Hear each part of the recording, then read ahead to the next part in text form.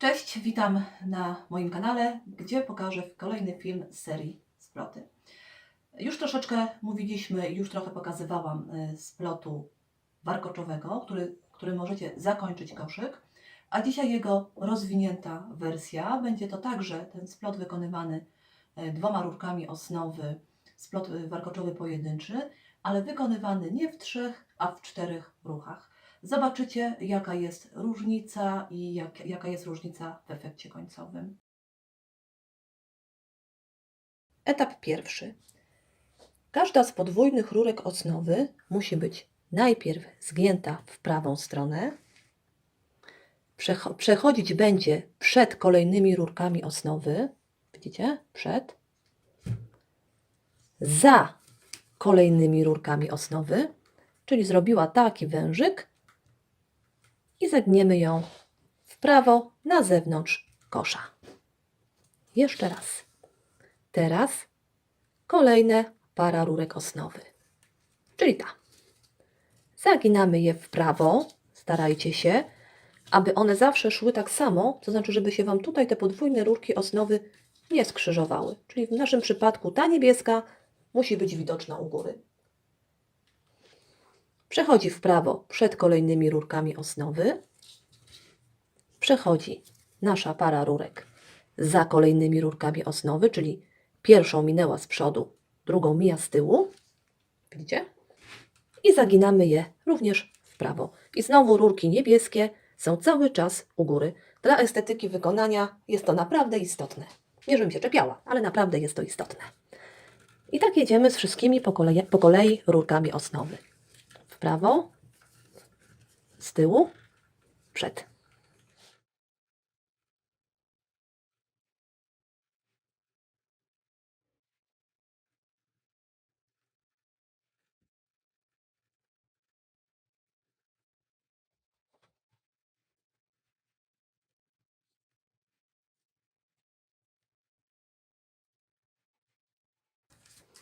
Zostały nam dwie ostatnie rurki osnowy.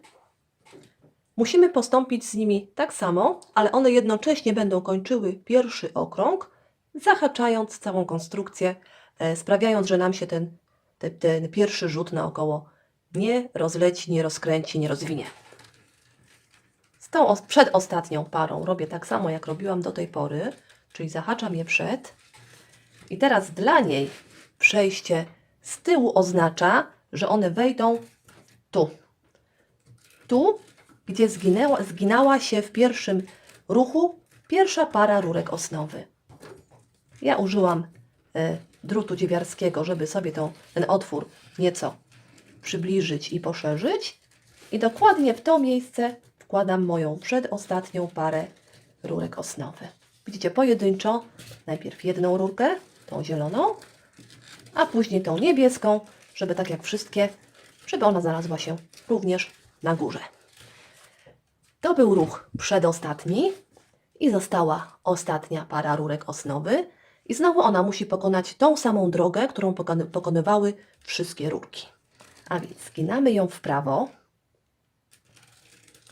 Musi przejść przed, czyli w tej chwili włożę ją od zewnątrz do środka, w to miejsce, w które przed chwilą wkładałam przedostatnią parę rurek osnowy. Znowu tak, żeby mi się kolory nie przemieszały, żeby niebieski był u góry, zielony na dole. Widzicie? To jest ta dziura. Tu weszła przedostatnia para rurek osnowy, a teraz ta ostatnia weszła od zewnątrz do środka kosza. No ale przecież nie zostaną tak w środku jak takie sierotki. Musimy je również wyprowadzić na zewnątrz. I to na zewnątrz oznacza to miejsce przy tej parze rurek osnowy, ale musi przejść tak jak wszystkie pozostałe, widzicie to? Przez jakby dwie pary. Tu sobie robię miejsce i tu pod tymi dwoma parami rurek osnowy, które były tam kiedyś na początku wykonane, przełożę tą moją ostatnią parę rurek osnowy na zewnątrz. Czyli znowu pomogłam sobie drutem i od środka na zewnątrz przekładam. 2 pary rurek osnowy są nad nimi.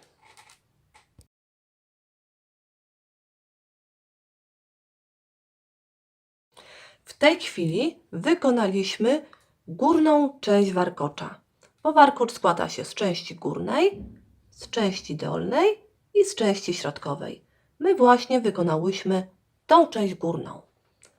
W ruchu drugim zajmiemy się częścią dolną. I również, tak jak poprzednio, wszystkie pary rurek osnowy będą prowadzone naokoło w prawą stronę, brane razem i muszą przejść przez całe kółko, tak żeby ten okrąg zamknąć.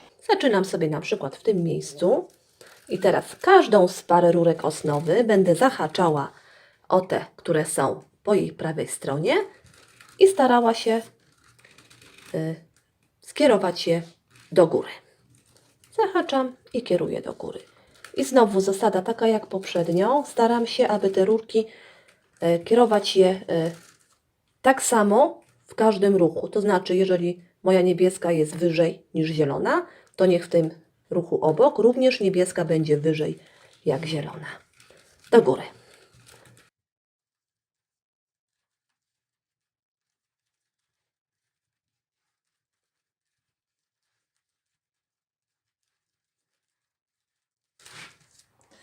W ostatnim ruchu, tak jak zazwyczaj, 2 ostatnie rurki osnowy muszą przytrzymać cały ten nasz splot, a więc znowu włożymy je w miejsce, w którym był pierwszy ruch z tego naszego drugiego etapu i od spodu, tak jak wszystkie one muszą się znaleźć u góry, zahaczamy je o to pierwsze oczko, wkładając do góry najpierw rurkę niebieską, potem zieloną.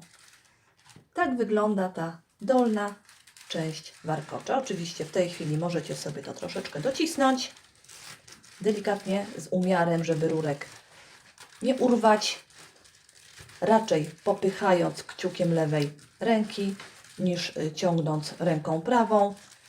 Myślę, że to wszystko przyjdzie z czasem, przyjdzie z wprawą, nabierzecie takiego właśnie wyczucia. I etap trzeci. Znowu zaczynamy w dowolnym miejscu.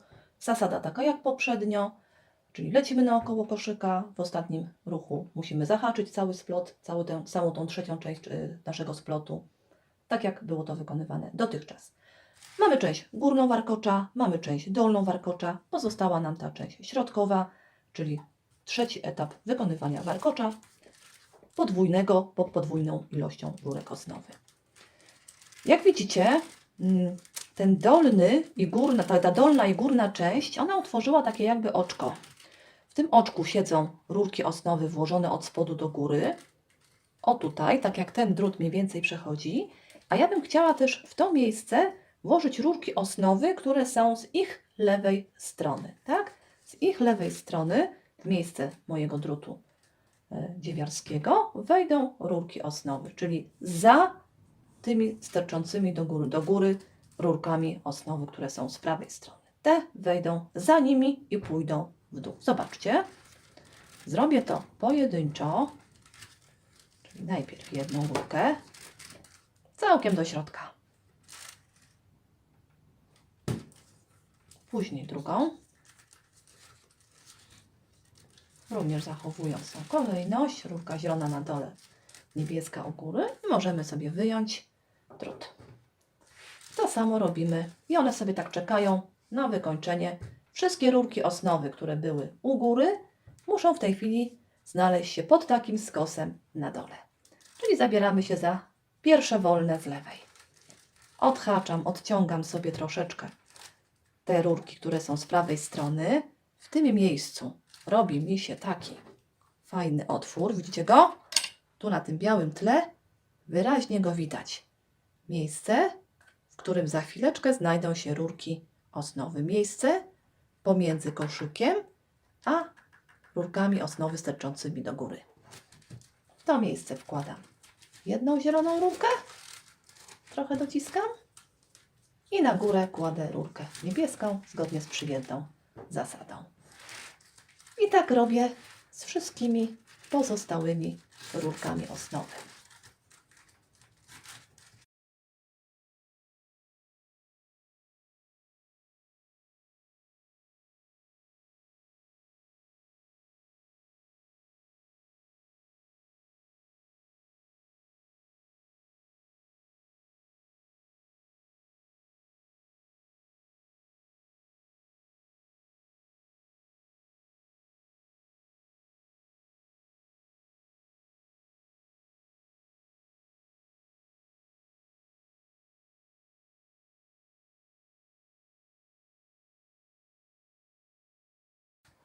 A co zrobić z ostatnią parą rurek? Jak zawsze zamyka ona akcję, czyli musi nam się zahaczyć mocno, tak żeby zamknęła cały splot i przejdzie w tej chwili właśnie w tym miejscu, tutaj pomiędzy pierwszy i drugi ruch. Zrobił się taki otwór, zobaczycie go dobrze. To jest wyraźnie widoczne rurki, które tworzą warkocz, oddzielone przerwą od ścianki koszyka. Na koniec jeszcze troszeczkę możecie to podociskać.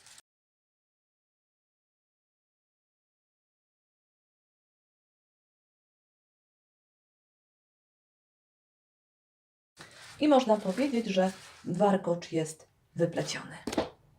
No dobrze, a co dalej z tymi rurkami osnowy, które pozostały na dole tutaj po skosie? Otóż musicie je ładnie obciąć. Do tego celu najlepiej użyć narzędzia dosyć ostrego, jakichś szczypiec bocznych albo tego typu cążków, które tną grubsze materiały. Każdą z tych par musicie obciąć dość blisko tutaj tego warkocza, tak żeby za chwileczkę schowały się pod spód, ale nie utnijcie ich za daleko, tak jak ja w tej chwili, bo ciężko będzie Wam je schować. Jeżeli będą ucięte za długo, przytnijcie je jeszcze raz, oczywiście po skosie, bo zawsze łatwiej taką rurkę jest ukryć.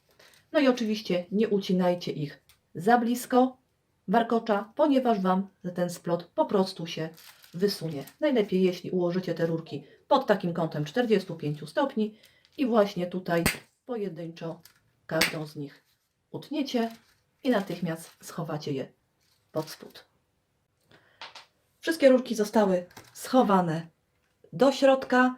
Ja odwróciłam koszyk do góry nogami, dlatego żeby dla całkowitej pewności w każde to miejsce, gdzie są rurki, dać jeszcze odrobinę kleju. Jak widzicie, robię to przy odwróconym koszyku, żeby klej dobrze tam spłynął, żeby schował się w to miejsce, gdzie są rurki.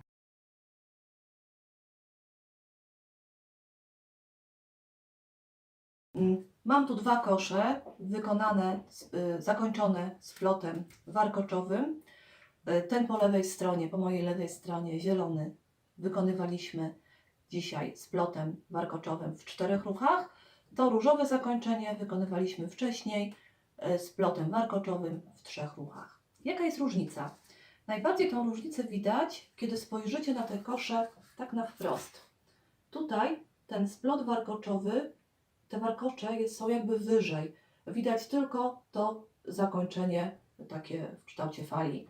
Natomiast w tym splocie warkoczowym wykonanym 4 ruchami, tutaj wyraźnie odznaczają się te rurki osnowy, które były wykonywane w pierwszym ruchu i ten cały warkocz jest jakby niżej osadzony i bardziej na zewnątrz. Którą wersję będziecie woleli, zależy to absolutnie od Was. Pamiętajcie, że do warkocza, który jest wykonywany w 4 ruchach, potrzebujecie troszeczkę dłuższe rurki osnowy. Mam nadzieję, że złapaliście tą metodę, że wiecie, jak zakończać kosze splotem warkoczowym i będziecie chętnie wykonywać i wykorzystywać tą metodę w Waszych plecionkach. Dziękuję za uwagę. Jak zawsze zapraszam do subskrypcji. Będzie mi bardzo miło, jeżeli zostawicie lajka, a jeszcze milej, jeżeli napiszecie komentarz.